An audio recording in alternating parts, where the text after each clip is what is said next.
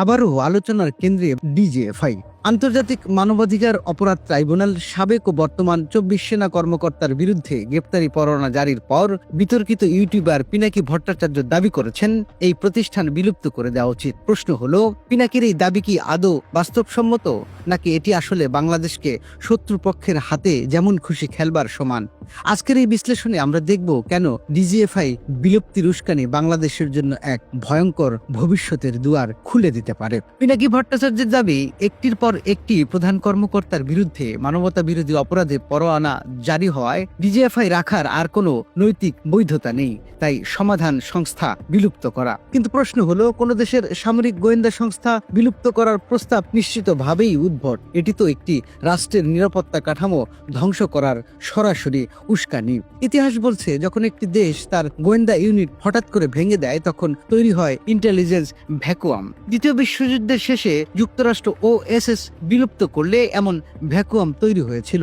শত্রুর কার্যকলাপ বোঝার মতো সমন্বিত সংস্থা অনুপস্থিত হয়ে পরে CIA গড়তে আইন করতে হয়। এই মধ্যবর্তী সময়টাকে ধরা হয় সবচেয়ে ঝুঁকিপূর্ণ পর্যায়। গোয়েন্দা সংস্থা না থাকলে বৈরী শক্তি ঢুকে পড়ে সেনা, রাজনীতি, মিডিয়া, সব জায়গায়। ইউক্রেন যুদ্ধের সময় দেখা গেছে রাশিয়ান গুপ্তচর বৃত্তি কিভাবে রাষ্ট্রের ভেতরে ঢুকে পড়েছিল। ডিজিএফআই ভেঙে দিলে বাংলাদেশও একইভাবে বিদেশি এজেন্টদের জন্য উন্মুক্ত হয়ে যাবে। সবচেয়ে ভয়ঙ্কর উদাহরণ হলো ইরাক। 2003 সালে মার্কিন দখলের পর CPA ওল্ডার 2 এর মাধ্যমে সেনা, পুলিশ, ইন্টেলিজেন্স একসাথে ভেঙে দেওয়া হয়েছিল।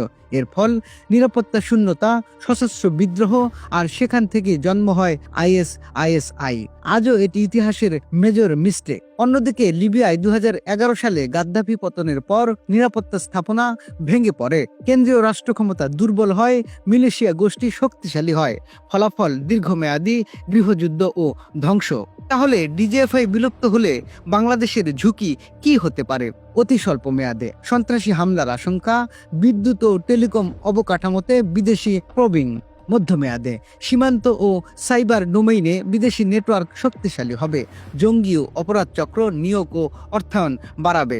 দীর্ঘমেয়াদে তৈরি হবে প্যারালাল পাওয়ার সেন্টার্স, মিলিশিয়া, রাজনৈতিক সশস্ত্র উইং, বিদেশ পুষ্ট নেটওয়ার্ক।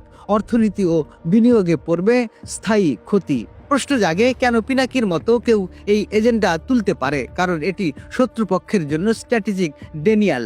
প্রথম প্রতিরক্ষা লাইন আপনি নিজেই নামিয়ে ফেললেন। তাছাড়া কস্ট ইমপ্রেশন, নতুন করে গোয়েন্দা সংস্থা দাঁড় করাতে সময়, টাকা, প্রশিক্ষণ সবই ভয়ঙ্কর ব্যয়।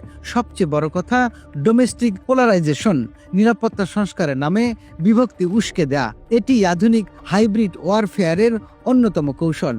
সমাধান ডিজিএফআই ভাঙা নয়, বরং সংস্কার প্রয়োজন। আইনগত স্বচ্ছতা, সংসদীয় নজরদারি, আন্তঃসংস্থা সমন্বয়, বিদেশি অনুপ্রবেশ ঠেকাতে কঠোর ভেটিং, গুরুত্বপূর্ণ অবকাঠামো রক্ষায় সাইবার শিল্ড, অর্থাৎ রিফর্ম নট রিমুভাল।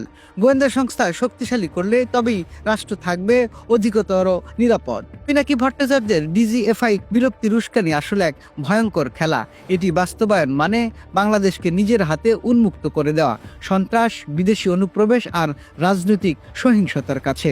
আন্তর্জাতিক অভিজ্ঞতা স্পষ্ট করে দেয়, গোয়েন্দা সংস্থা ভাঙলে ক্ষতি শুধু রাষ্ট্রের নয়, পুরো জাতির। তাই সমাধান একটাই, ডিজিএফআই বিলুপ্ত নয়, বরং আইন ও সংস্কারের মাধ্যমে শক্তিশালী করা।